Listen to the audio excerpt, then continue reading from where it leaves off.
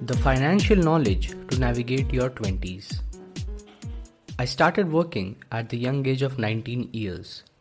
As a kid growing up in middle class India, this is not a common occurrence. The fact that it was paid work which I received real money for makes the feat even rarer given the piss poor scenario of the unpaid internship laden market nowadays. It's not like I had a choice though. Losing both my parents at a young age and being raised by my retired grandparents who spent whatever little savings they had solely on my education forced me to quickly become sincere regarding making money and elevate my living standards to support the people who mattered to me the most. So, I tried doing whatever paid work I could find while I was pursuing my college degree, and while often the pay wasn't much, I did whatever little I could to support my family or at least make sure that I never had to bother them for any of my personal needs. Today, in 2024, I have reached a reasonably comfortable position financially, working a software job at one of the top paying MNCs in this world. While initially, the reason for pursuing money was just to meet my bare minimum needs, over time, my reason for giving importance to money has changed. It is no longer an instrument for buying comforts. It is, in fact, an enabler of freedom. But why would you care about financial freedom?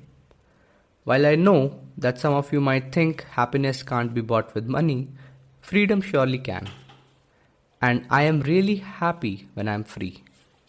Freedom means having enough money to take a 2-hour flight when you'd otherwise have to travel 36 hours in a train. It means being able to skip the crowd and get the most comfortable seat at your favorite artist's concert. While my hourly income, and yes, it's important to think of money by measuring against the time you spend to earn it, has increased over the years by many folds. Being the analytical over-optimizer I am, I have of course gone ahead and watched tons of videos and read a bunch of books about how I can grow my wealth further. After all, it's not about how much money you earn, it's about how much money you keep. Over the years ranging from 2019 to the present day, I did my research, followed friends' advices, invested in broadly respected as well as questionable assets, made some profits as well as lost it all a few times. But over time, I developed a blueprint which in my belief is the best strategy someone in their 20s can follow to end up with a moderate to crazy big nest egg for you to peacefully ride into your golden years. But before we proceed, let's have a quick note on financial instruments. Before I give you the financial blueprint that I have in mind, we first need to set some context. Note that I am not someone who is an investor or trader by profession, and I'm assuming most of the people listening to this are not as well. I have a job unrelated to finance, a social life, and interests other than perpetually thinking about how to increase my bank balance. So for all novices like me, here is a quick refresher on different financial instruments and the fundamental commonalities between them. Through all the books and media I consumed, I realized that in any country, the ways of growing wealth as a working class member of the society are fairly fixed with predictable rates of returns and taxation. Some instruments might be region specific, for example 401ks in America or post office monthly income schemes in India, but generally approximate equivalents can be found in most other countries. For example, EPF in India is the equivalent to 401ks in America. Then, there is a distinction between the different instruments based on where a certain instrument derives its inherent value from. Is it debt-based, meaning the instrument involves someone borrowing money from you to be repaid later with interest, or is it equity-based, which means raising money by selling shares in a company? There are also instruments which might be a mix between the two, and the shift in the ratio may be more emphasis on debt or more emphasis on equity sprouts further variations. But the key thing to keep in mind from the above discussion is that completely radical and fundamentally different financial instrument opportunities are rare to come by. For example, the launch of Bitcoin in 2009, which kicked off the cryptocurrency movement. Every financial instrument otherwise tends to follow a simple rule of thumb. You give someone, generally a company or a government, some money, and that in turn puts you at a certain amount of financial risk in hopes of that money being magnified and returned to you at some later point. Hence, a mental model that I have is, given the limited novel investment opportunities, ignoring the minor fluctuations between different providers and transient market trends, I see diminishing returns on the overconsumption of media regarding finance. The bigger problem for someone like me is possibly reading too much about this stuff, which may cause me to get greedy and chase bad or risky ideas and investment tips, which will end up doing more harm than good. The blueprint you need to follow. The path that I speak of is well defined and also gives you a reasonable amount of surety that you don't lose the money you ended up saving overnight by an accident or a disaster. I like to think of the path to financial freedom as 3 ordered and non-overlapping steps. Ordering really matters here. You only move to the next step once you complete the previous one.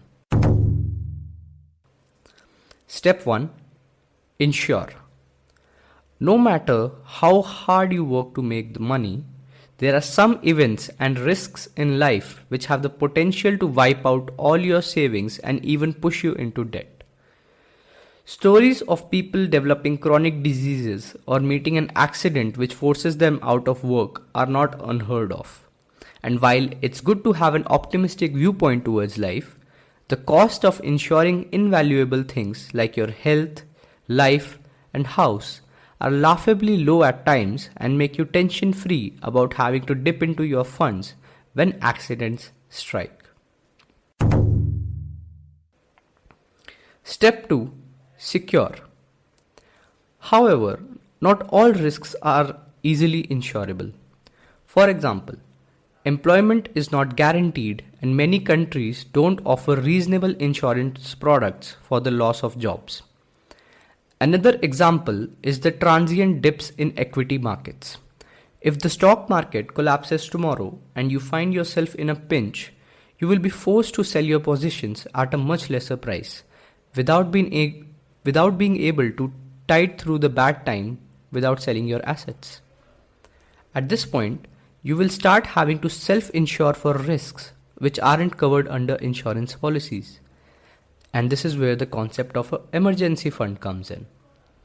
An emergency fund is the money you keep in liquid form, cash, FDs, etc., which can be immediately sold off or traded for emergency situations not covered by insurances. Or when you lose all your sources of income and now need extra funds to meet your fixed recurring expenses, like rent. The rate of interest on the emergency fund is of little importance as long as it beats inflation. Liquidity is the most important factor while deciding on the instrument for cultivating an emergency fund. The reason for buying insurance before building an emergency fund is simple. For most young people, the amount needed to buy an annually renewed insurance policy is generally much lower compared to the money needed for an emergency fund. Also, if an unlikely disaster strikes, for example a health issue or a hospitalization, it can wipe out most people's emergency fund in days. Step 3. Magnify. With the previous 2 steps out of the way, we can now freely think about how to grow our wealth to secure a comfortable life for us and our successors.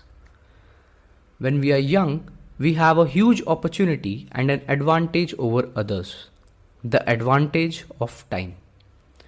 We tend to underestimate the effect of compounding and the greatness we can achieve by just small improvements on a continuous basis. Compound interest is the key player behind any strategy for growing wealth.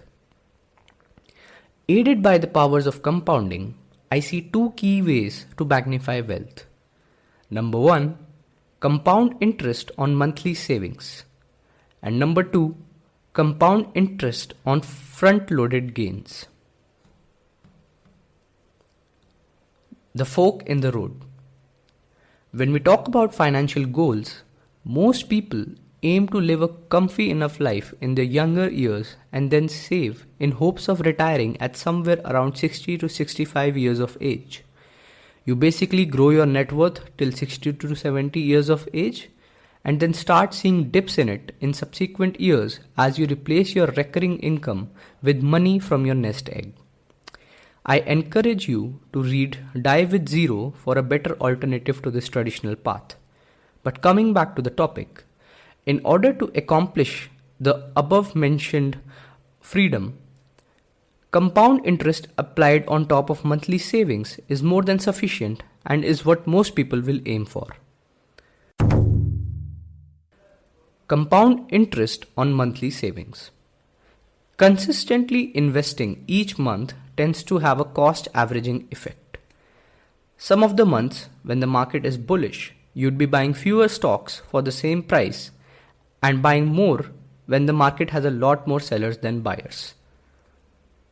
Also, your ability to invest tends to increase over time as your income increases, provided you haven't increased your living standards disproportionately with this increase in income.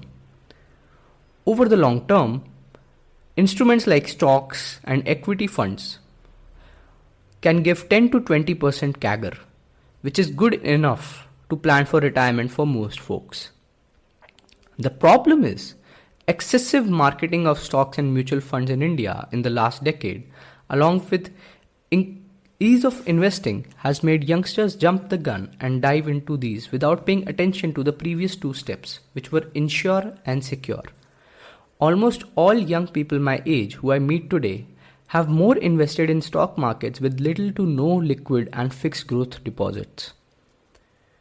But this essentially means having to rely on parents or credit card debt during rainy days or when the market is doing horribly, something which I am not in favor of doing. You can use the financial instruments I mentioned so far, and there are many more, as per your risk appetite, and constantly pump whatever's left after your expenses each month into them. The general advice which is given here is, for short-term goals like marriage or buying a car, go for fixed return style assets like arbitrage funds. And for long-term goals, choose slightly more risky assets because they are better suited for growth. As your goal horizon increases, you are expected to make peace with risky assets intermittently taking a turn for the worse and then restoring back to normal or higher levels with the belief that ultimately, in the long run, your money will grow. And practically speaking, it does tend to grow at much higher rates than fixed income assets over extended periods. Compound interest on front-loaded gains. Sure, compound interest can turn $1 into millions given enough time. But how much time do you have? Will you enjoy your wealth as much when you're older? What if you die? In the compound interest argument, often the thing which goes understated is the unfair advantage starting with the bigger principal amount can give you. The difference created by front loading is huge and only widens year on year. Incremental investing just can't keep up with front loading if everything else stays the same. This is essentially the advantages which someone like entrepreneurship or having your own business has. You essentially front load your effort and time to generate large sums of money in a time much shorter than what average people take, which is often their whole career. Which then allows you to employ the powers of compound interest on a much larger base starting point. And that's what gives you the filthy richness later on. This is the core concept behind the fast lane way popularized by author M.J. DeMarco in his book The Millionaire Fast Lane. It's fine if you don't want to be filthy rich, as long as you are not hoping that a 9 to 5 and compounding alone will get you there. On the flip side, If your goal is to reach the pinnacle of financial freedom, I would highly suggest you consider your options and evaluate if the path that you're currently on will take you to your desired location. On the flip side, if your goal is to reach the pinnacle of financial freedom, I would highly suggest you consider your options and evaluate if the path that you are currently on will take you to your desired destination. Conclusion. No matter what your decision is regarding the final fork in your road to financial planning, the first two steps of the blueprint ensure that you don't completely endanger yourself at any point. Doing the first two steps might even give you the courage to take the plunge and take up entrepreneurship. Having the correct insurance and a big enough emergency fund will give you the confidence that you can survive for months or years, even in perilous circumstances. If you don't have insurance and emergency funds in place, your number one priority should be getting these in place. I hope you found this braindump useful. If you have any further questions, feel free to contact me on LinkedIn or X. You can also book a free call to discuss with me whatever's on your mind and see if I can help you in any way. Thank you.